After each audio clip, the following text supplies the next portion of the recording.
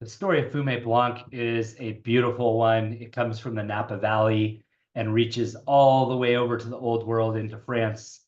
But before I get into the actual trip that led to this, I first want to start with a little bit of Napa Valley history. Some of you may know this, but in the late 1800s, the Napa Valley had over 120 wineries, and almost the whole valley was planted to grapes.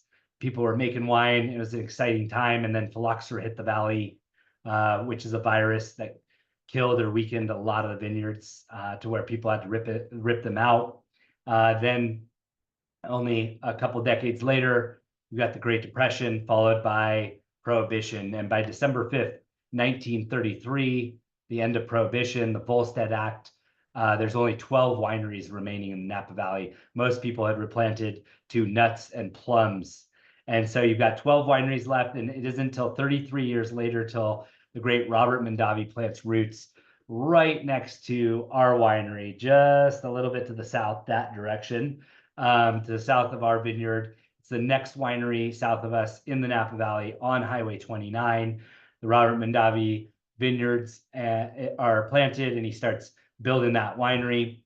And a little after 66, I think 68, 69, he has this dream that his winery is going to create these wines that can sit amongst the greatest wines in the history of the world, with the Bordeaux's and the Burgundies and the Tuscan wines. And so he says, I'm going to travel over and see what they're doing over there in France, and takes a trip with his son, Michael Mondavi, and they decide they're going to go and visit all the first growths of Bordeaux, the greatest wines in the history of the world.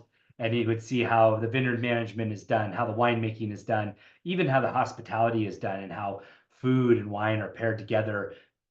And he goes to these 5 first growths in the first couple days, and has this amazing experience. But it's not until the third day where he's done with that, and he's driving through the Loire Valley on the way from Bordeaux to Burgundy. And it's about 6 in the morning, as Michael describes it, and there's this sheet of fog that's just drifting out over the valley. And as the sun comes up over the hills, it burns off this fog, and it looks like white smoke is leaving the vines. And the Frenchman they're with gives him a little nudge and says, that's the Blanc Fumé. And Blanc, white, Fumé, smoke, and this beautiful visual, and those words kind of stuck with Robert. And he went on to find out that they oak aged their Sauvignon Blancs in French oak to give it an oakier, creamier taste, a little bit more like our Chardonnays are structured. And then, that there's kind of this toasted taste and a little bit of a smoky flavor that comes from that. And so it kind of goes along with that Blanc Fumé, that white smoke. And Robert, again, the visual sticks with him. He comes back. He knows he has 2 years of backstock of his Sauvignon Blanc wine, and he's put it under white table wine, right? Very romantic, of course. And it's not selling, and he's sitting on 2 years of backstock, and he goes, I got to make my own version of their Blanc Fumé. And so he talks with his marketing team. He goes, guys, I saw this beautiful visual of the Blanc Fumé. It looked like white smoke leaving the vines, and we need to have our version of Blanc Fumé. I'm going to give you the rest of the day to figure out the most creative version we can come up with. And he comes back at the end of the day, and they say, the most creative thing we came up with was Fumé Blanc, flipping the 2 words, loosely translated. Fumé, smoke, Blanc, white. Doesn't really mean much, smoke white, but phonetically it's beautiful, Fumé Blanc. And they decide they're going to take their Sauvignon Blanc and they're going to throw it into some of their oak barrels, their American oak barrels, and oak age it the same way the French were doing with their Blanc Fumé in that Pouilly-Fumé region in the middle of the Loire Valley.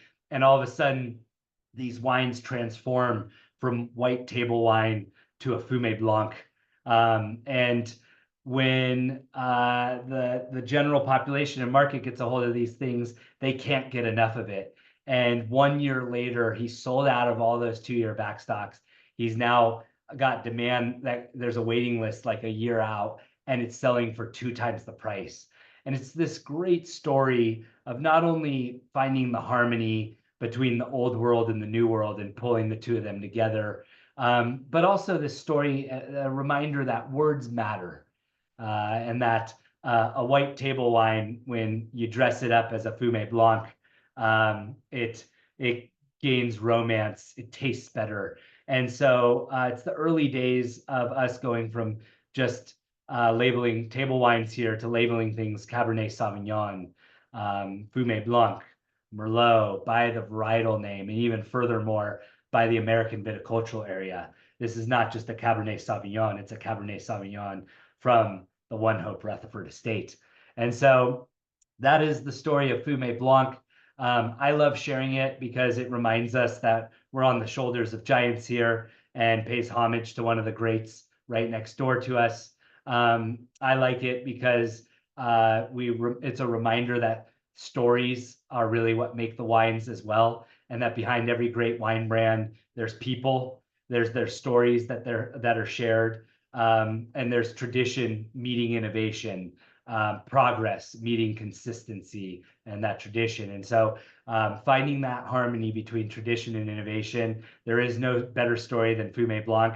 And in my mind, there is no better white wine than Fumé Blanc. And so true to form, we oak age our Sauvignon Blanc in new French oak for 10 months. All the same technical recipe that Robert Mondavi followed, and we're really proud to make these wines and these Fumé Blancs with Rob Mondavi Jr., Robert's grandson, and then also our kosher wine with one of the great kosher winemakers of the Napa Valley, Dan Levin, credited with making wines for the 4 best kosher wineries in the Napa Valley, including our very own ONEHOPE winery. So I hope you love this Fumé Blanc as much as me, and I hope when you think of Fumé Blanc, it brings you back to the white fog burning off the Sauvignon Blanc vineyards, whether it's in the Napa Valley and whether it's on the valley floor and the mountains behind me.